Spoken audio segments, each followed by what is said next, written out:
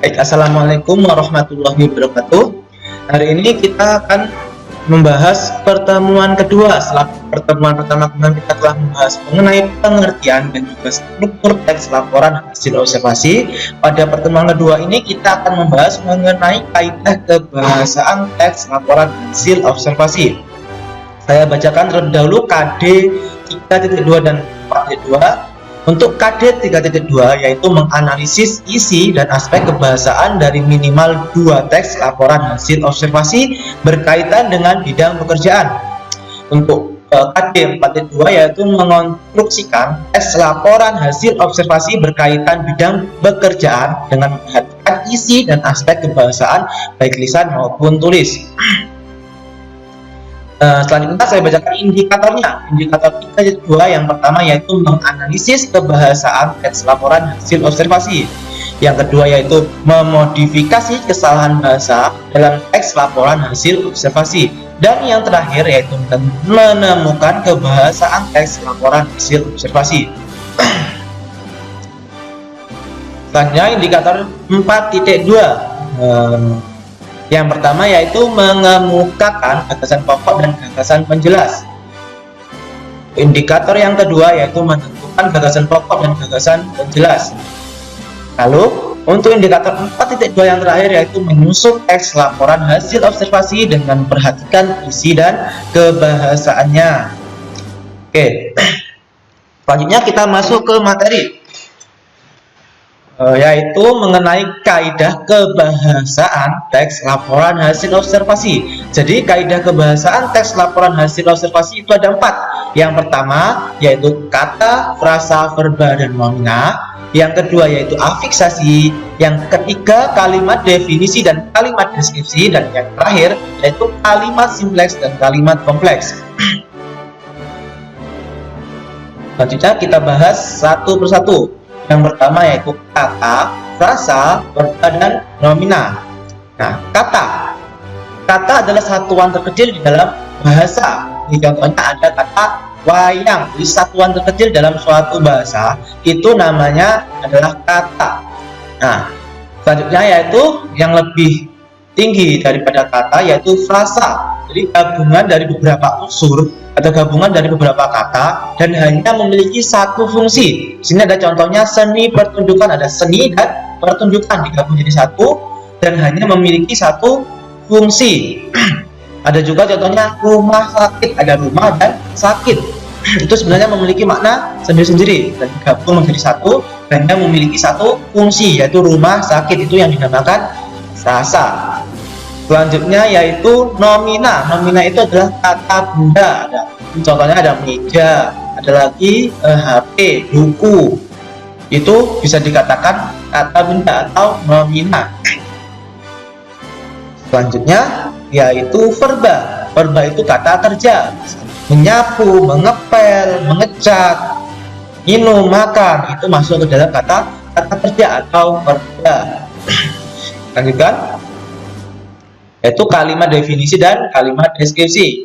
Yang pertama yaitu kalimat definisi. Kalimat definisi ini bertujuan untuk mendefinisikan atau mengartikan, memaknai suatu hal.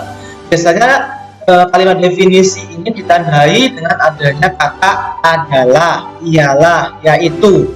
Itu masuk dalam kalimat definisi. Ini ada contohnya suku Baduy adalah suatu kelompok masyarakat adat subetnis Sunda di wilayah Kabupaten Lebak, Banten. Itu adalah kalimat definisi. Selanjutnya yaitu kalimat deskripsi. Kalimat deskripsi ini bertujuan untuk mendeskripsikan atau memberi tambahan atau memperjelas dari kalimat definisi.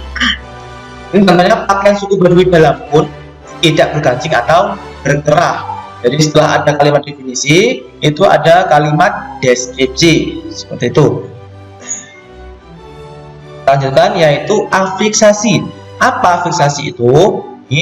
Jadi afiksasi itu adalah kata dasar yang telah mendapatkan imbuhan. Bagaimana contohnya? Ini ada contohnya.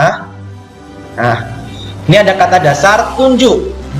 Mendapatkan imbuhan per dan an menjadi pertunjukan, itu yang dinamakan afiksasi. Jadi ada kata dasar tunjuk mendapatkan imbuhan per dan an menjadi pertunjukan, itulah yang dinamakan dengan fiksasi. Oke. Selanjutnya yaitu kalimat simpleks dan kalimat kompleks. Kalimat simpleks adalah kalimat yang hanya terdiri atas satu struktur dengan satu verba. Ingat, satu struktur dan juga hanya satu verba utama. Ini contohnya di pangkalan itu pemulung mencoba mengais rezeki, itu adalah satu struktur. Di pangkalan itu pemulung mencoba mengais rezeki dan satu verba utama. Mana verba utamanya? Di pangkalan itu pemulung mencoba mengais rezeki. Verba adalah kata kerja, maka verba utamanya adalah mengais rezeki. Jadi di pangkalan itu pemulung mencoba mengais rezeki. Jadi verba utamanya adalah mengais rezeki. Itulah yang dinamakan kalimat simpleks. Hanya terdiri satu struktur dan hanya memiliki satu verba utama. Oke, kita lanjutkan ke kalimat kompleks. Nah, kalimat kompleks itu ada dua. Yang pertama, ini ada kompleks hipotatik yang dinyatakan dengan hubungan konjungtif tidak sejajar dengan makna. Jadi, konjungsi itu adalah kalimat imbuhan atau kalimat jeda. Ini ada apabila, jika, karena, ketika, jadi, sebelum itu, setelah itu, dan meskipun. Jadi konjungsi itu bisa diartikan sebagai kata hubung. Dan kata hubung itu tidak sejajar dengan makna. Bagaimana maksudnya? Ini kita lihat contohnya. Proses pengangkutan sampah dan tidak cepat selesai karena, jadi antara kalimat pertama dan yang dihubungkan dengan karena petugas kebersihan harus membersihkan sampah di pangkalan terlebih dahulu, itu tidak sejajar atau tidak sama.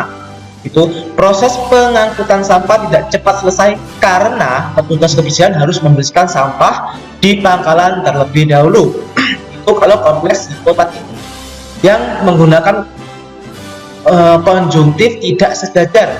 Dan ya, biasanya konjungsinya itu ada apabila, jika, karena, ketika, jadi, sebelum itu, setelah itu, dan meskipun itu biasanya adalah kompleks hipotatik.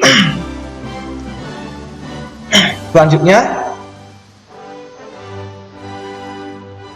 yaitu kompleks paratiks. Nah, ini lebih mudah. Kompleks paratiks ini yang terdiri atas dua struktur atau lebih yang dinyatakan dengan hubungan konjungtif sejajar.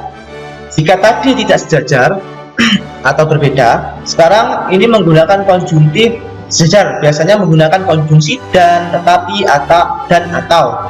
Itu. Kita gunakan untuk konjungsi yang sebelumnya. Lihat dulu. Nah, kalau konjungsi sebelumnya itu kebanyakan menggunakan apabila, jika, karena, ketika, jadi, sebelum itu, setelah itu, dan meskipun. Untuk konjungsi ya untuk kompleks paratik itu hanya menggunakan konjungsi dan, tetapi, dan juga atau. Ini ada contohnya. Nah, Kokom dan, nah, konjungsinya ada dan, ada hubungnya dan. Kokom dan Bayi Rahman terpaksa hidup di pinggiran jalan. Kenapa dikatakan sejajar? Kokom dan Bayi Rahman sama-sama harus hidup di pinggiran jalan. Itulah yang dinamakan sejajar atau sama. Itu. Oke, kita lanjutkan ke gagasan pokok dan gagasan menjelas. Nah, gagasan pokok adalah pokok utama atau gagasan utama di dalam suatu paragraf. Pokok penting dalam suatu paragraf itu yang dinamakan gagasan pokok. Sedangkan gagasan menjelas itu adalah kalimat tambahan yang tujuannya hanya untuk memperjelas dari gagasan utama. Itulah namanya gagasan penjelas. Oke, kita lanjutkan. Nah, selanjutnya yaitu langkah-langkah menyusun tes laporan hasil observasi. Yang pertama, yaitu kita harus menentukan topik masalah yang akan diamati terlebih dahulu. Jadi kalian menentukan topik apa sih yang harus saya amati, itu tentukan terlebih dahulu. Selanjutnya yang kedua yaitu merencanakan cara menyelesaikan masalah. Jadi ketika nantinya kalian mau mengamati dan kalian harus mereka-reka, oh ya, kalau ada masalah ini rencananya saya harus bagaimana cara menyelesaikannya. Itu. Yang ketiga yaitu melakukan pengamatan sesuai dengan masalah yang ditentukan. Setelah kalian menentukan masalahnya, baru kalian melakukan pengamatan. Yang keempat yaitu meneliti ulang hasil pengamatan. Setelah kalian benar-benar mengamati, kalian harus diteliti ulang untuk benar-benar hasil pengamatan itu maksimal. Yang kelima yaitu membuat kerangka laporan hasil observasi. Jadi setelah melakukan pengamatan, setelah itu kalian buat kerangkanya terlebih dahulu. Setelah itu kalian susun laporan hasil observasi kalian. Nah, setelah disusun, kalian harus membenahi atau mengcek ulang. Mungkin ada kesalahan kata atau apa, itu dibenahi terlebih dahulu. Setelah itu baru laporan kalian harus selesai. Oke, hanya itu yang dapat saya sampaikan. Dari sini saya akhiri. Wassalamualaikum warahmatullahi wabarakatuh.